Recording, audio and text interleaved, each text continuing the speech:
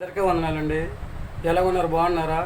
ఈ దిన వాక్య ప్రకారం మనం చూసుకున్నట్లయితే అండి, దేవుడు తన పరిశుద్ధ లేఖన మనతో మాట్లాడుతున్నాడు అనమాట అండి. ఈ దిన వాక్య ప్రకారం మనం చూసుకున్నట్లయితే అండి, ద్వితీయోపదేశ ఖండంలో 6వ అధ్యాయంలో యెహోవాను మర్చిపోకుండా జాగ్రత్త పడమని చెప్పేసి చెప్తున్నాడు అనమాట అండి.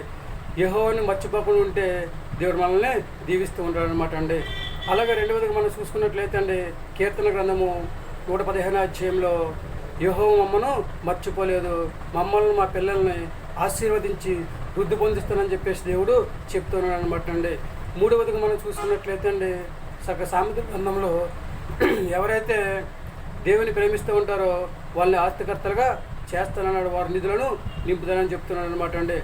మన దేవుని ప్రేమించినట్లయితే మనలందరూ కూడా ఆస్తికర్తలుగా చేసి మన నిధులను నింపుతానని చెప్పేసి దేవుడు చెప్తూ ఉన్నాడు కనుక చక్కగా దేవుడు చేసిన మేలులు మర్చిపోకుండా క్షణక్షణం దేవుని జ్ఞాపకం చేసుకుని కీర్తన గ్రంథంలో 116 అధ్యాయం చెప్పినట్లుగా 116 అధ్యాయంలో చెప్పినట్లుగా మా దేవుడు ఒక మాట సెలవిస్తున్నాడు అనమాట అండి.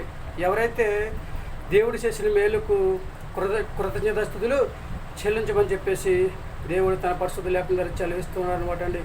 ఎప్పుడైనా సరే దేవుడు చేసిన మేలు చేసినప్పుడు మర్చిపోకుండా దేవుని జ్ఞాపకం చేసుకుంటూ ఆయనకి కృతజ్ఞతాస్తుతులు చెల్లించినట్లయితే దేవుడు మనల్ని ఎంతగానో దీవిస్తూ ఉంటాడండి, ఆశీర్వదిస్తూ ఉంటాడండి, అభివృద్ధి చేసి ఒక ఉన్నతమైన స్థితిలో మనల్ని ఉంచుతాడనమాట అండి.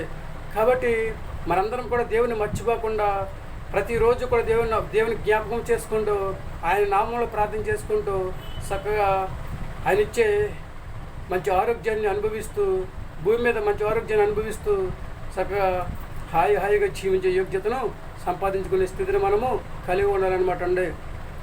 ఎందుకంటే అండి, దేవునికి అసాధ్యమైనది ఏది లేదనమాట అండి. సమస్తను కూడా సాధ్యపరిచే దేవుడు మనకు తోడుగా నీడుగా సహకారంగా ఉపకారంగా ఉన్నాడు కనుక చక్కగా మనందరము కూడా దేవుని ప్రేమించినట్లయితే మనకు కావాల్సిన సహాయాన్ని మనకు కావాల్సిన ఆస్తికర్తలుగా చేసి మనకు నిధులను నింపి చక్కగా హాయిగా జీవించినట్లు చేస్తూ ఉంటాడు అనమాట అండి. మరి ఏమైనా ఆలోచన చేసుకుంటున్నారండి? దేవుని మర్చిపోకుండా దేవుడిచ్చే ఆశీర్వాదాన్ని పొందుకుని దేవుడిచ్చే కృపను పొందుకుని చక్కగా దేవుని ఎడల భయభక్తులు కలిగి జీవించి చక్కగా హాయిగా జీవించే యోగ్యతను సంపాదించుకునే స్థితిని కలిగి ఉంటారా? ఏమంటారండి? దేవుని మర్చిపోకుండా జాగ్రత్త పడే యోగ్యత కలిగి ఉందామా? అయితే తలలు వంచండి, చిన్న ప్రార్థన చేద్దాం. మహాపురుషుని పరలోకపు తండ్రి, నీ ఘనమైన పాదం లెక్కలేని స్తుతిస్తుంది ప్రభావ. బిడ్డలందరూ కూడా దీవించండి, ఆశీర్వదించండి ప్రభావ. ఈ యొక్క వాక్యం చెప్తుందండి ప్రభావ, యెహోవాను మర్చిపోకుండా జాగ్రత్త పడమని చెప్పేస్తుంది. ఈ యొక్క వాక్యం చదివిస్తున్నాను ఆయన.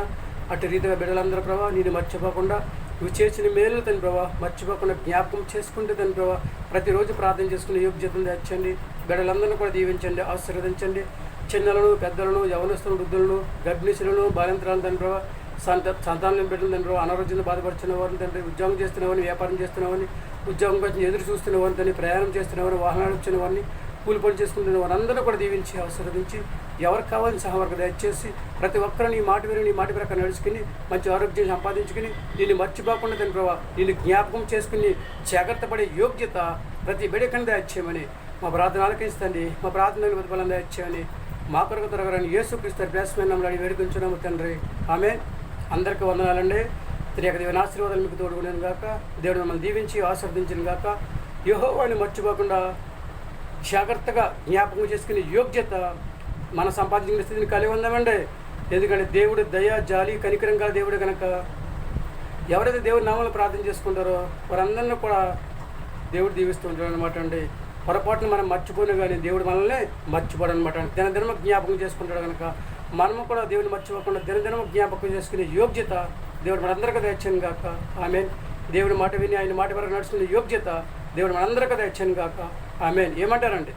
యెహోవాని మర్చిపోకుండా జ్ఞాపకం చేసుకునే స్థితిని కలిగి ఉంటారా?